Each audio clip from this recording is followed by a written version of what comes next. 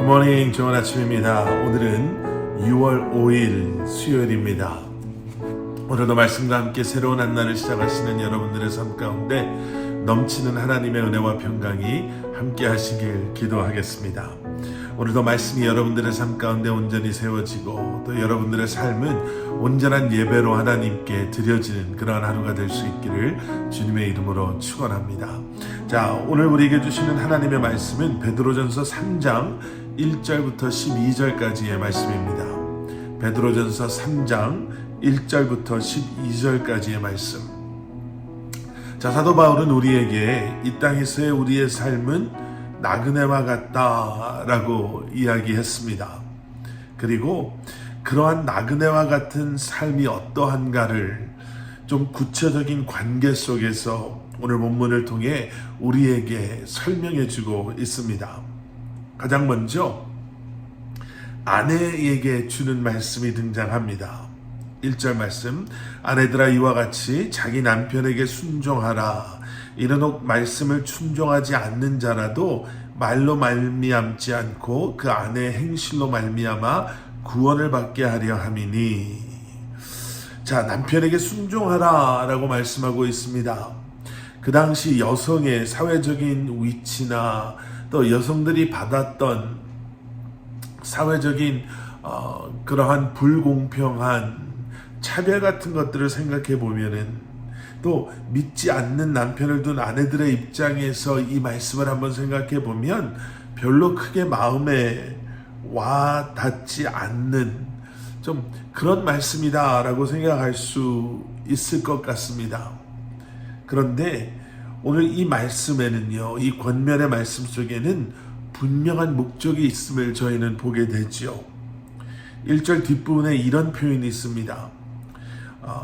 말씀을 순종하지 않는 자라도 말로 말미암지 않고 그 아내의 행실로 말미암아 구원을 받게 하려 합니다. 아내를 통해 믿지 않는 남편에게 구원의 길을 열어주기 위한 것이다 라고 말씀하고 계십니다. 여러분, 이것이야말로 그리스도의 삶을 따르는 모습인 것이죠. 여러분, 우리가 어제 묵상했던 21절의 말씀, 여러분 다시 한번 돌아가서 보시면요, 이런 말씀이었습니다.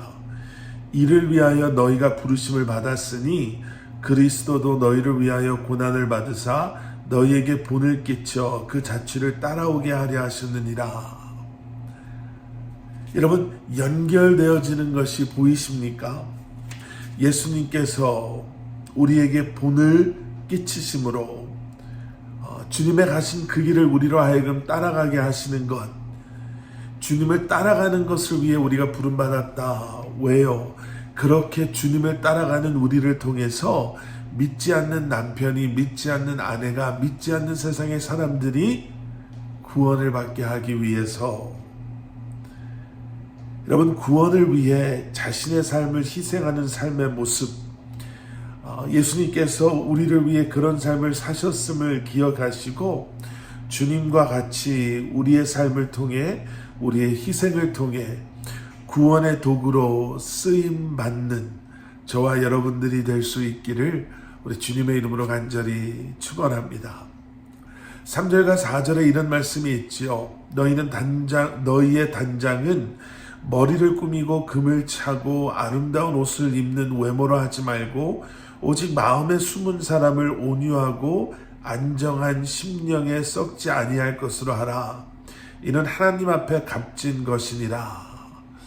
예, 사도 바울은요, 바로 그런 삶이야말로 우리 주변에 있는 사람들의 구원을 위해 우리가 희생하고 보여지는 외적인 그러한 단장이 아닌 우리 마음의 사람을 온유하고 또 순종함으로, 낮아짐으로 다른 사람들을 섬기는 삶을 통해 그들을 예수 그리스도의 십자가로 인도하는 것이야말로 하나님 앞에 값진 삶입니다 라고 말하고 있는 것입니다. 자, 이어지는 말씀은요, 남편에게 주시는 말씀입니다. 짧지만 아주 강력한 말씀이 있죠. 7절 말씀, 남편들아 이와 같이 지식을 따라 너희 아내와 동거하고 그를 더 연약한 그릇으로 또 생명의 은혜를 함께 이어받을 자로 알아 귀히 여기라. 이는 너희 기도가 막히지 아니하게 함이라. 예, 당시에는 쉽게 아내를 대하고 무시하고 버리기까지 할 수 있었던 그러한 시대였지만요. 그 당시 사람들의 그런 모습을 따라가는 것이 아니라 그런 모습을 버리라 라고 말하고 있습니다. 그리고 아내는 함께 생명의 은혜를 받은 평생의 동역자다. 그래서 그를 귀하게 여기라 라고 말씀하십니다. 그러면서 마지막에 이런 표현이 있어요. 귀하게 여기라. 이는 너희 기도가 막히지 아니하게 하려 함이라. 바로 아내와의 그러한 관계가 하나님과의 관계에 영향을 줄 수 있음을 분명하게 말하고 있는 것이죠. 당시에 모든 사람이 그렇게 한다 하더라도 우리는 하나님께서 동역자로 우리에게 주신 아내를 귀하게 여겨야 하고, 그렇게 귀하게 여겨야 하는 것은 바로 그 관계를 통해서 우리와 하나님과의 관계가 또 소통함이 원활하게 이루어진다라고 말하고 있습니다. 자, 그리고 마지막으로 다른 모든 사람들과의 관계에 대해 말씀하고 있죠. 8절 이하의 말씀입니다. 8절과 9절 말씀. 마지막으로 말하노니 너희가 다 마음을 같이하여 동정하며 형제를 사랑하며 불쌍히 여기며 겸손하며 악을 악으로 욕을 욕으로 갚지 말고 도리어 복을 빌라. 이를 위하여 너희가 부르심을 받았으니 이는 복을 이어받게 하려 하심이라. 형제를 사랑하는 마음에 대해서 또 악을 악으로 갚는 것이 아니라 오히려 복을 빌어주는 너무나도 역설적인 그러한 삶의 모습이죠. 네, 여기서 우리는 쉽게 오해할 수도 있을 것 같습니다. 우리 그리스도인들은 그래서 매번 피해만 입어야 하고 억울한 삶을 살아야 하는가? 베드로 사도는요, 그런 질문의 대답으로 이런 삶의 모습은 바로 예수 그리스도의 사랑의 방식이고 구원을 위한 희생으로 가치가 있는 삶입니다 라고 말합니다. 그리고 우리가 그런 삶을 선택하고 살아갈 때 12절 말씀, 주의 눈은 의인을 향하시고 그의 귀는 의인의 간구에 기울이시되 주의 얼굴은 악행하는 자들을 대하시느니라 하였느니라.